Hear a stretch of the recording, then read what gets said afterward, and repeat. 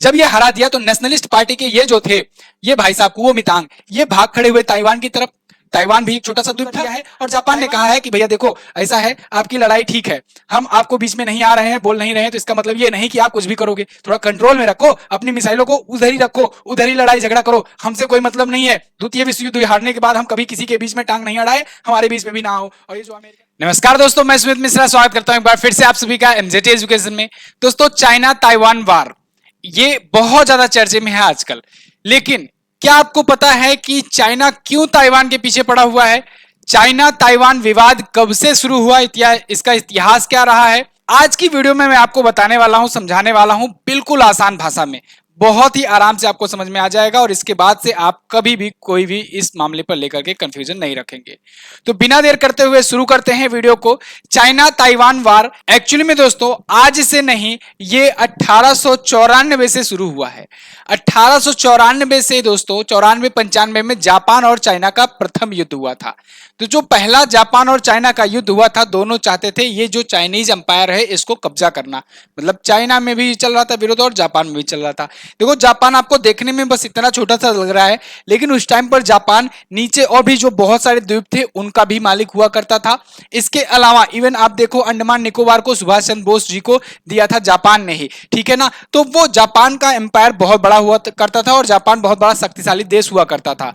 1945 में जब से विश्व युद्ध हारा तब से जापान डाउन पड़ गया और बिल्कुल ये मतलब निहत्था टाइप का हो गया, ये धीरे धीरे सिमटता चला गया, लेकिन इसके पहले बहुत ज्यादा ताकतवर हुआ करता था। तो जापान और चाइना का जो पहला युद्ध हुआ था 1893-94 में, इसके बाद से ही दोस्तों यहां पर यह विवाद शुरू हुआ।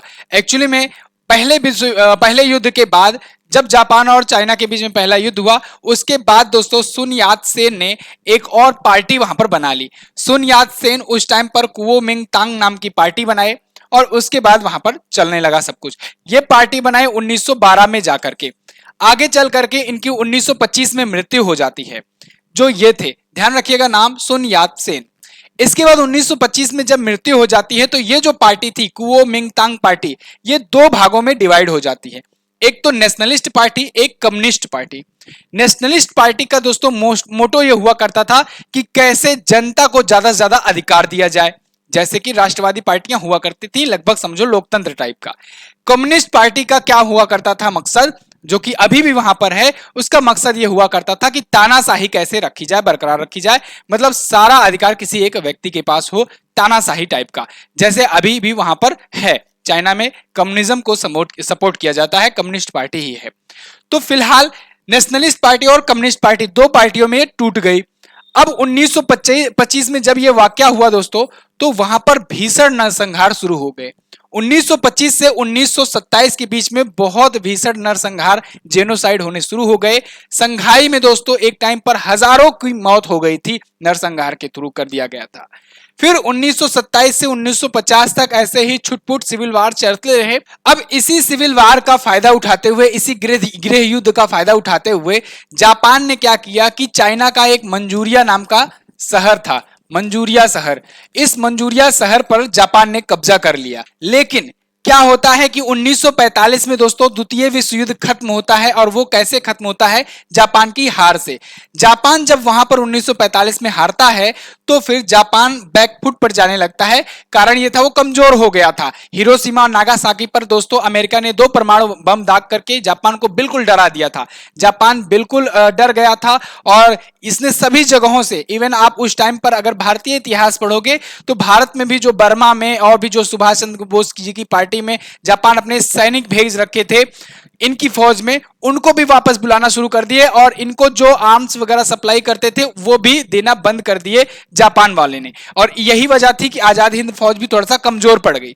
फिलहाल मंचूरिया जो था, यहां पर जापान ने कब्जा जो किया हुआ था, लेकिन अब चूंकि ये जापान युद्ध हार चुका था, इस वजह से ये दोनों पार्टियां क्या हुई, एक हो गई और एक हो करके मिल करके जापान को भगाने पे लग गई। एक टाइम पर कम्युनिस्ट पार्टी और नेशनलिस्ट पार्टी एक हो गई थी जापान को बाहर करने के लिए, और बाहर करने में सफल भी रही। जापान यहां से बाहर चला जाता है, इसको छोड़ देता है, साथ ही साथ ताइवान को भी छोड़ देता है। अब यहीं से भी असली लड़ाई शुरू होती है।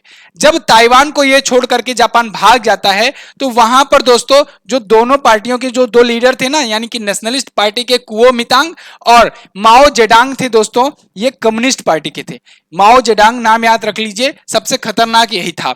अब माओ जेडांग जो था ये चाहता था कि चाइना में दोस्तों कम्युनिस्ट पार्टी की सरकार हो, और कुओमितांग जो चाहता था ये चाहता था नेशनलिस्ट पार्टी का कोई हो वहां पर, ठीक है, मतलब वहां पर जनता का अधिकार हो, और ये चाहता था कि वहां पर तानाशाही हो, माओ जेडांग जो था। अब इसको लेकर के आपस में ये लोग फिर से लड़ना शुरू कर दिए, और जब फिर से लड़ना शुरू कर दिए तो फिर से दो भागों में टूट गए। अब ये दो भागों में टूटे तो, लेकिन माओ जेडांग जो है, जो कम्युनिस्ट पार्टी का था, इसने रसिया का सपोर्ट ले लिया। रसिया इसके सपोर्ट में आया और उसके बाद नेशनलिस्ट पार्टी को हरा दिया। जब ये हरा दिया तो नेशनलिस्ट पार्टी के ये जो थे, ये भाई साहब कुओमितांग, ये भाग खड़े हुए ताइवान की तरफ। ताइवान भी एक छोटा सा द्वीप था, ताइवान की तरफ भाग खड़े हुए और ताइवान वाले इलाके पर ही वो सिमट कर रह गए, क्योंकि इधर रसिया जो है माओ जेडांग को जिता करके पूरा चाइना पर कब्जा करा दिया। इतना समझ में आया आपको? अब देखो इन सब को देखते हुए अमेरिका कैसे शांत रहता, रसिया का धुर विरोधी। लेकिन उसी टाइम दोस्तों कोरिया वार चल रहा था। 1950 से 1953 के बीच में कोरिया वार हुआ। दक्षिण कोरिया उत्तर कोरिया टूटे, आप सबको पता होना चाहिए। तो कोरिया वार के दौरान दोस्तों, कोरिया वार जैसे ही खत्म हुआ, फिर अमेरिका ने क्या किया, अमेरिका ने अपने नौसैनिक बेड़े भेजने शुरू कर दिए, क्योंकि उस टाइम पर कम्युनिस्ट पार्टी बहुत बड़ी हो गई थी और ये चाइना पर पूरा का पूरा मतलब कब्जा कर ही लिया था। चाइना में इसी की सरकार बनने लगी थी और अमेरिका को ये बात नागवार गुजरती थी, लेकिन वो कर भी क्या सकता था। इस वजह से वो ताइवान के ही सपोर्ट में लगा रहा, ताइवान को ही बचाने पर लगा रहा, क्योंकि अल्टीमेटली ये लोग जो कम्युनिस्ट पार्टी थे चाइना वाले, ये ताइवान पर भी लग गए कि ताइवान को भी कब्जा करो और नेशनलिस्ट पार्टी जो है उसको खत्म करा जाए वहां पर। लेकिन ये हो ना पाया। अमेरिका ने अपने जहाजी बेड़े वहां पर भेज दिए और पूरा प्रोटेक्शन में लगा दिए ताइवान के। अब इसके बाद छुटपुट वहां पर अटैक करता रहा चाइना और आसपास के जो छोटे मोटे द्वीप हैं उन पर कब्जा कर लिया, लेकिन ताइवान पर कब्जा नहीं कर पाया।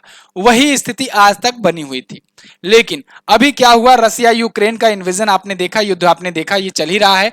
इसमें कुछ खास इफेक्ट पड़ा नहीं है अमेरिका का। अमेरिका पहले चिल्ला रहा था बहुत ज्यादा। जो बाइडेन सोते सोते कहते सोते थे कि हम ये कर देंगे वो कर देंगे, बाद में कहे कि हम लड़ेंगे नहीं, हम आर्म सप्लाई करेंगे, ठीक है। हालांकि मानते हैं कि रसिया का भी लॉस हुआ, लेकिन यहां पर चाइना ने एक बात देखा कि अमेरिका जो है ना, जैसे ताइवान को कह रहा है कि तुम लड़ो, हम साथ हैं, और ऐसे ही यूक्रेन को भी कह रहा था, लेकिन वहां पर खड़ा नहीं हुआ, साथ में पीछे भाग लिया। अफगानिस्तान में भी यही हालत किया था अमेरिका, और यही ताइवान के साथ भी करेगा। मतलब केवल ये गरजने वाले बादल हैं और बरसते नहीं हैं। इसी बात को लेकर के अब ताइवान भी चल गया और इसको चिंगारी मिल गई नैन्सी पेलोसी के द्वारा। नैन्सी पेलोसी अभी एक यात्रा कर दी, ताइवान यात्रा कर दी, जो कि अमेरिकी एक सांसद हैं। उन्होंने ताइवान की तरफ एक यात्रा कर ली, विजिट कर लिया, और इसके बाद इनको तूल मिल गया चाइना को। चाइना को देखिए, अगर चाइना देखेंगे इतना बड़ा है और ताइवान ये इतना बड़ा है। अब सोचिए आपकी ताइवान और चाइना की क्या लड़ाई है, आप सोच सकते हैं यहाँ पर। हालांकि ऐसा भी नहीं है कि चाइना जैसे बहुत ताकतवर है तो ये एक ही बार में खत्म कर देगा। देखिए ऐसा लग रहा था रसिया और यूक्रेन वाले वार में भी, रसिया को भी ऐसी ही स्थिति थी। रसिया इतना बड़ा देश और यूक्रेन इतना छोटा, लेकिन देखिए अभी तक दांत खट्टे करके रखे हैं। ये लोग क्या किए, अमेरिका हो, ब्रिटेन हो, ये जो भी बड़े बड़े देश होते हैं ना, ये चाहते हैं कि भैया युद्ध चलता रहे, लड़ाइयां होती रहें, अशांति फैली रहे। क्यों? क्योंकि जब अशांति रहेगी तभी डर आएगा, और जब डर आएगा तो हमारे हथियार बिकेंगे, क्योंकि उनका मेन यही है धंधा। तो अमेरिका खुद ऐसे ही उकसा करके उधर करा, और इसी को देखते हुए रसिया ने यूक्रेन पर अटैक किया। दुनिया भर के देश डर गए और दुनिया भर के देश क्या करने लगे, अपने अपने प्रोटेक्शन सिक्योरिटी बढ़ाने पर लग गए और अमेरिका और बाकी देशों से हथियार खरीदना शुरू कर दिए। तो इन लोग का यही है कि लड़ाई चलने दो और लोगों में डर पैदा करने दो, इकोनॉमी डूबने दो, जिससे हथियार बिकता रहे।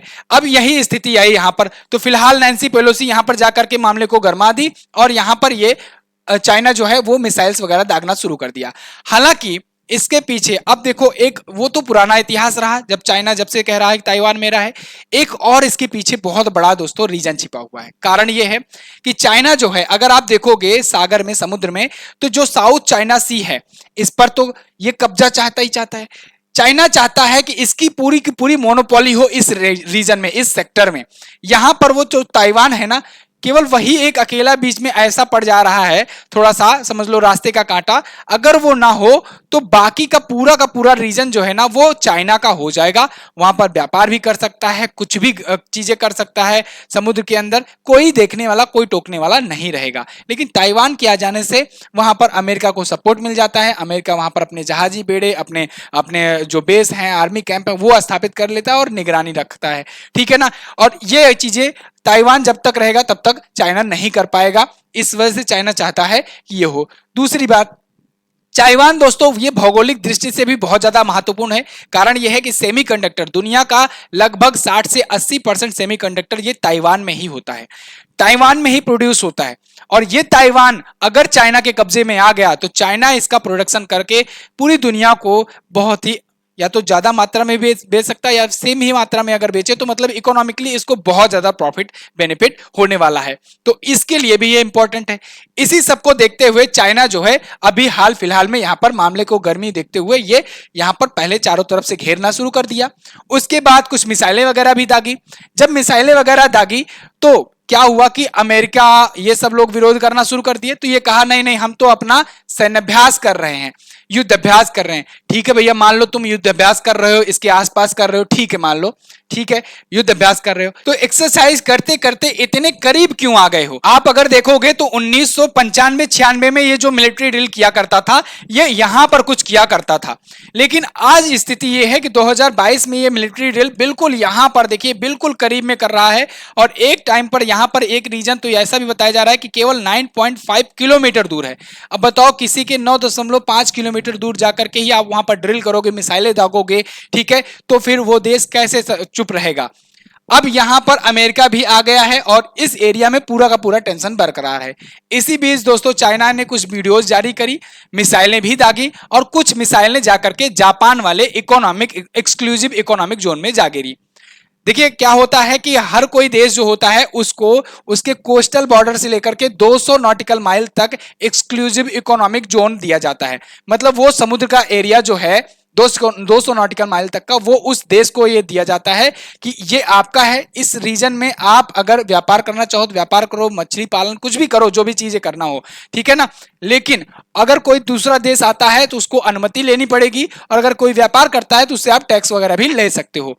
ऐसे ही ये जब ये ड्रिल कर रहा था, अपना अभ्यास कर रहा था, इसकी कुछ मिसाइलें जाकर जापान में गिरी, जापान वाले उस एरिया में गिरी और जापान इस पर विरोध जताना शुरू कर दिया है। और जापान ने कहा है कि भैया देखो ऐसा है, आपकी लड़ाई ठीक है, हम आपको बीच में नहीं आ रहे हैं, बोल नहीं रहे हैं, तो इसका मतलब ये नहीं कि आप कुछ भी करोगे। थोड़ा कंट्रोल में रखो, अपनी मिसाइलों को उधर ही रखो, उधर ही लड़ाई झगड़ा करो, हमसे कोई मतलब नहीं है। द्वितीय विश्व युद्ध हारने के बाद हम कभी किसी के बीच में टांग नहीं अड़ाए, हमारे बीच में भी ना आओ। और ये जो अमेरिका के चक्कर में ताइवान कूद रहा है, इसके भी बारे में बता दें, अफगानिस्तान भी था दोस्तों ऐसे ही, वो भी हालत आज देख ही रहे हो क्या हुआ।